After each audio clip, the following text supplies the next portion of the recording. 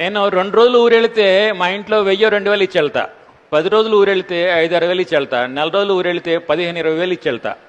పర్మనెంట్కి పోతే ఎంత ఇచ్చిపోవాలి? అదే ఇన్సూరెన్స్.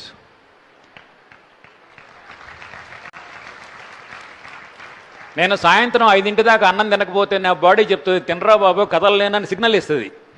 మా అబ్బాయి స్కూల్ ఫీజు కట్టకపోతే నాన్న ఫీజు అని గోల పెడుతూనే ఉంటాడు, సిగ్నల్ ఇస్తాడు. జీవితంలో ప్రతి అవసరానికి సిగ్నల్స్ ఉంటాయి. కానీ భగవంతుడు నీ ప్రాణం తీయడానికి వచ్చినప్పుడు, నాయన నీ ప్రాణం తీయడానికి వస్తున్నానా, నువ్వు ఇన్సూరెన్స్ చేయించుకో అని సిగ్నల్ ఇస్తాడు ఆ దేవుడు. సిగ్నల్ రావు. ఒకవేళ వచ్చినా we will be out of coverage area. మనం ఇన్సూరెన్స్ బతికున్నంతకాలం ఆలోచించాం, ఎందుకంటే మనం ఉన్నంతకాలం దాంతో అవసరం రాదు కదా.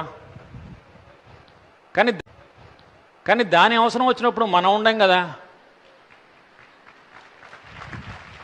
కాబట్టి బతికున్నప్పుడే మనం ఇన్సూరెన్స్ గురించి ఆలోచించక తప్పదు.